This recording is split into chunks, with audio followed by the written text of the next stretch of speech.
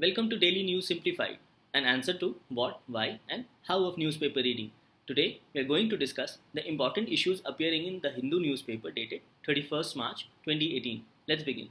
The first news appears on page number 1 and also appears as a continuation on page number 8. The news reads, in Haryana, the making of an Indian brain template. Now, this news focuses upon Indian brain template, which is being prepared at the National Brain Research Center. As you can see, this comes under GS paper 2, comes under issues relating to health. This news with respect to National Brain Research Center also becomes important with respect to your prelims examination. So let us understand what this news is all about. At National Brain Research Center, which is at Manesar in Haryana, a group of scientists is trying to prepare a kind of a database of brain images of different individuals so as to compile an Indian brain template. And this compilation of Indian brain template is being done using the technique of MRI or magnetic resonance imaging. This brain template will serve as a guide to neuroscientists and surgeons for their further knowledge on brain anatomy and will also help in knowing about various diseases pertaining to the brain. And it is in this respect, scientists across the world has pointed out significant variations in the location of key brain region and also the density of neurons based on increased or decreased neural activity of different regions of the brain, based on neural activity of different regions of the brain between different races of the world. Thus, it is with this aspect that a group of scientists in India are trying to prepare a compiled data on Indian brain template. It is interesting to know that China, South Korea, and Canada have made brain templates of their population. In this respect, let us also understand about a brain template. Now, a brain template is a specific anatomical presentation of the brain depicting finer details like cortical areas, nuclei, etc. Brain templates also helps in identifying key areas of brains of population of different regions and origins, and also gives a better understanding of certain diseased conditions such as Alzheimer's. Thus, any statement-based question, if asked on brain template, then I'm sure you will be able to identify how does brain template helps. In this respect, let us also understand about the National Brain Research Center, where a group of scientists is preparing a kind of a database for Indian brain template. As already mentioned, this National Brain Research Center is based in Manesar, which is in Haryana, and it conducts brain research and brain awareness programs. The research conducted at NBRC further helps in the development in the field of neuroscience. And in this respect, it is important to know that Brain Awareness Week is celebrated throughout the world in the month of March. And this NBRC, that is National Brain Research Center, has been established by the Department of Biotechnology under Ministry of Science and Technology. Thus, all these information pertaining to NBRC becomes important from your prelims perspective. That it is based in Manesar, which is in Haryana, and it is being established by the Department of Biotechnology under Ministry of Science and Technology. And also, this particular fact that Brain Awareness Week is celebrated across the world in the month of March. Thus, we see this particular news with respect to Indian brain templates, which is being compiled at NBRC, becomes important from our UPSC perspective. And questions may be asked on either NBRC or about the purpose and advantages of a brain template. With this, let's move on to the next news. The important news appearing on page number 1 reads, Cbse question paper leak, economics reset on April 25. As we know, the leak of question papers as well as reconduct of examination by the Cbse has created quite a lot of controversy. So in this respect, let us understand key points about Cbse and its historical background. As you can see, it becomes an important topic from your examination point of view, and it gets covered under GS paper 2, specifically under issues relating to development and management of social sector services relating to health, education, human resources, etc. Thus, this topic becomes important with respect to your UPSC exam. And a similar question has also been asked in the mains exam of 2016, where it read, Professor Amartya Sen has advocated important reforms in the realms of primary education and primary healthcare. What are your suggestions to improve their status and performance? So we see that the issue of education is an important issue with respect to our overall development of the society. The CBSE conducts India's two important board examinations, mainly for class 10th, that is All India Secondary School Examination, and for class 12th, that is All India Senior School Certificate Examination. Apart from the board examination, it is important to know that CBSE also conducts certain other examinations, such as CBSE conducts the All India Engineering Entrance Examination, also known as AIEEE. AIEEE is a common entrance examination on an all India basis for admission to engineering and architecture colleges. CBSE further conducts medical examination through NEET, that is National Eligibility Cum Entrance Test, for admission to MBBS and BDS courses.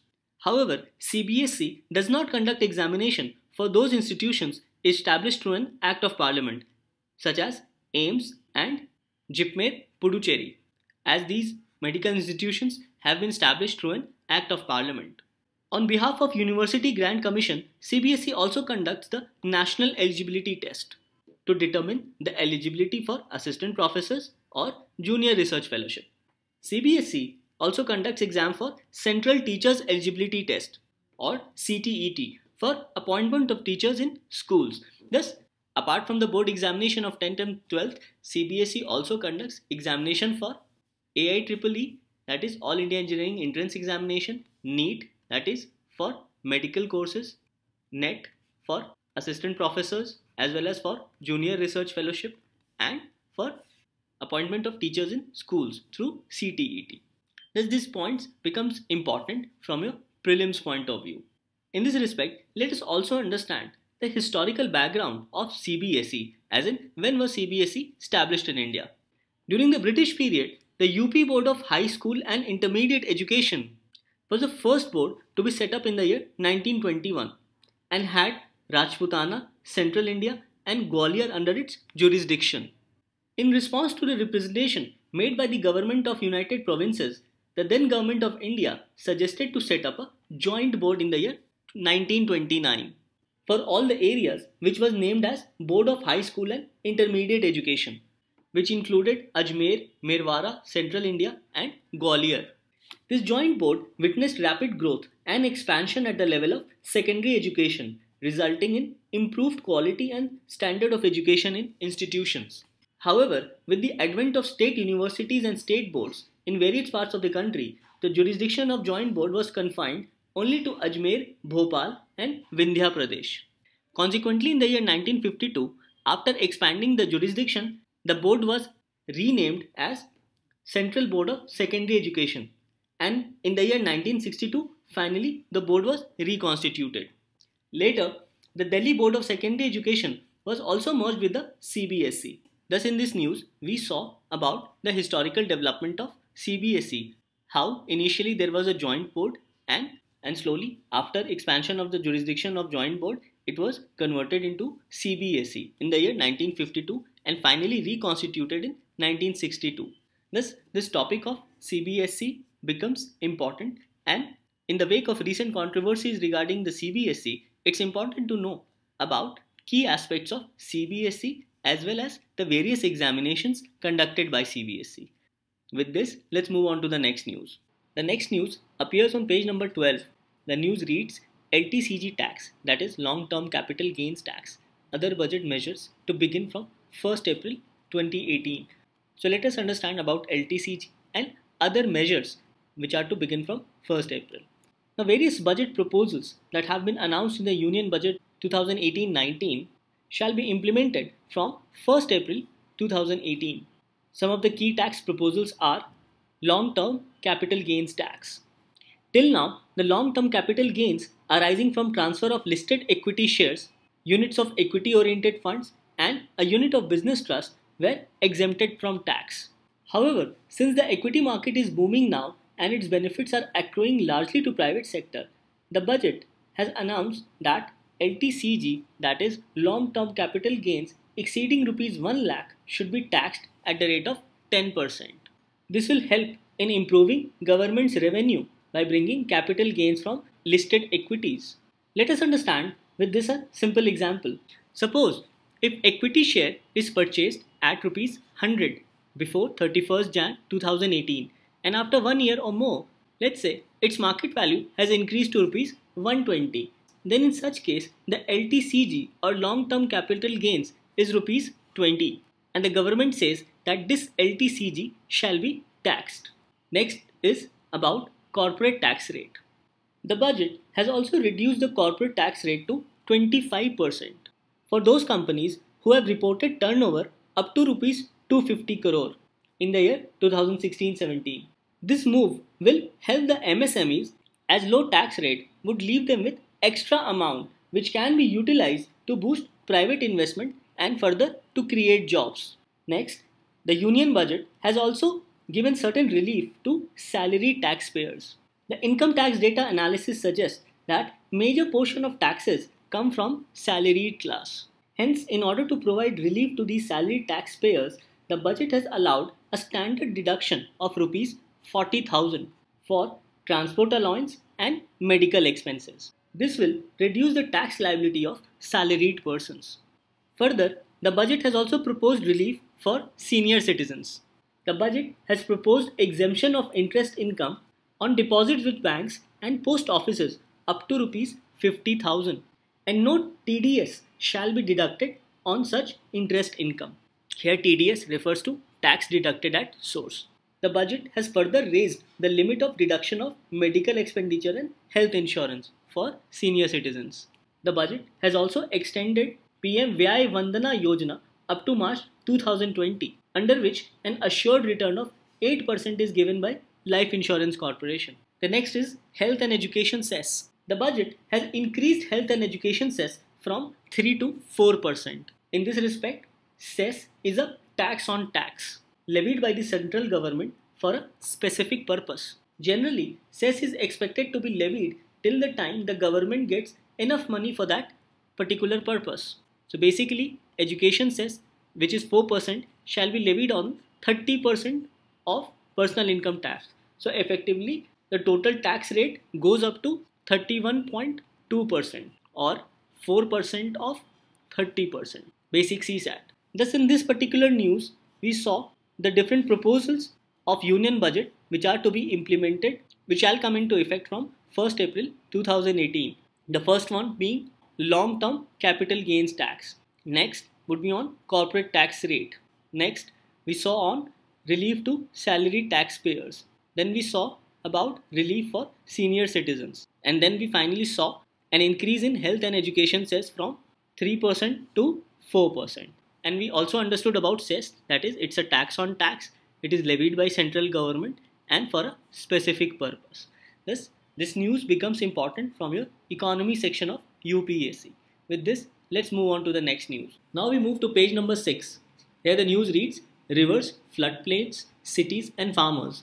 And this news talks about preservation of the river and floodplains must be informed by conserve and use standard. Now this news effectively talks about depletion of groundwater and its remedy.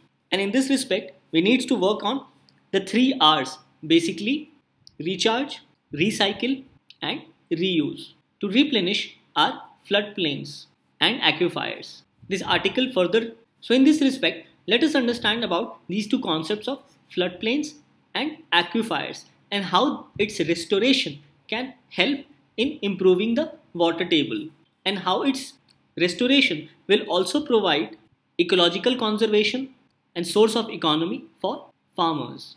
As you can see, this is an example of floodplains. Floodplains are formed over millions of years by the flooding of rivers and deposition of sand as silt on river banks. Floodplains are generally a flat area of land next to a river. Suppose if this is the river, then these areas forms the floodplains. As you can see in this particular picture as well, these areas forms the floodplains. These sandy floodplains are exceptional aquifers which maintain the balance of extraction and recharge of water. An aquifer fills the water from rain, floods, etc. and drains into the ground. And aquifers also act as a reservoir of groundwater, as you can see in this particular picture. Now this article suggests that through the public-private partnership mode, farmers on both sides of the river As you can see on this picture, farmers on both sides of the river can be employed to preserve floodplains, and this will also provide the farmers with a regular source of income. In addition, farmers can also grow food, fruits, orchards, nut trees, etc. But the farmer shall avoid growing any water intensive crop. The whole purpose to preserve floodplains is to replenish the aquifers or replenish the groundwater so that the balance of extraction and recharge of water is not disturbed. As suggested in this article, the capital cost for building such a scheme would be minimal and revenue generated would be able to pay for the costs and farmers' income, and all these without taking the help of the government through subsidy. There are various ecological benefits of this particular scheme. Primarily, water sanctuary would prevent erosion. It will eventually help in healing the river ecosystem. It will also help in restoring the ecological balance in the floodplains. And sufficient groundwater through this scheme will further stop illegal extraction of water and also will ensure a better water management system, both for the cities as well as for the villages. Thus, this topic effectively deals with replenishing floodplains and by employing farmers to preserve such floodplains, as it will not only provide ecological sustenance but also provide economic opportunities for such farmers. This topic becomes part of your environment as well as ecology and also forms part of economy, as it also provides economic solution for such farmers. Thus, this topic becomes very important with respect to your UPSC examination. With this, let's move on to the next news. Now, the next news appears on page number 5. The news reads, all Kerala, Mizoram households are open defecation free. In this news, there was a National Annual Rural Sanitation Survey 2017-18 conducted by an independent verification agency under the World Bank Support Project for Swachh Bharat Mission Gramin. And under this survey, Kerala and Mizoram have topped the list of states with 100% of households which do not practice open defecation. Whereas Uttar Pradesh and Bihar are at the bottom of the rankings with less than 44% of such households. Now, one of the requirements for the loan by World Bank was to have an independent verification by a third party of such open defecation across India. And this was one of the reasons why loans were not dispersed last year. So this year, the National Annual Rural Sanitation Survey was conducted by an independent verification agency under the World Bank Support Project for Swachh Bharat Mission Gramin, and has found that 93.4% of the households in rural India who have access to toilet use it. Now, this is a significant development. The survey also reconfirmed open defecation free status of 95.6% of villages which were previously declared and verified as ODF by various districts. The survey was conducted between mid-November 2017 and mid-March 2018 and covered roughly around 92,000 households in approx 6,136 villages across states and union territories of India. So some of the key findings of this survey are 77% of households were found to have access to toilets during the survey period. 93.4% of the people who had access to toilets used them, and 95.6% of villages which were previously declared and verified as ODF or open defecation free were confirmed to be open defecation free. The remaining 4.4% villages also had sanitation coverage of over 95%, and 70% of villages surveyed were found to have minimal litter and minimal stagnant water. Now, the status of open defecation free is particularly defined by all household members use toilet 100% time, no visible feces found in the village environment, and safe technology option for disposal of feces. Thus, this status of granting open defecation free becomes important from your prelims point of view. And the survey used PPS, that is probability proportion to size sampling methodology. This news again becomes important from your prelims perspective. Data was collected using the computer assisted personal interviewing platform. The survey also covered schools, anganwadis and public community toilets in the villages. Hence, all these points with respect to this survey on open defecation becomes important with respect to your prelims examination. As you can see in this particular map, the percent of households in which all individuals used toilets. The darker shades shows complete 100% and the lighter shades shows less use of toilets, where we can see Uttar Pradesh at 43.63% and Bihar at 43.88% are the lowest among the states. Thus, this news with respect to your prelims examination becomes very important. With this, we come to an end to today's newspaper. Let's move on to the question for the day.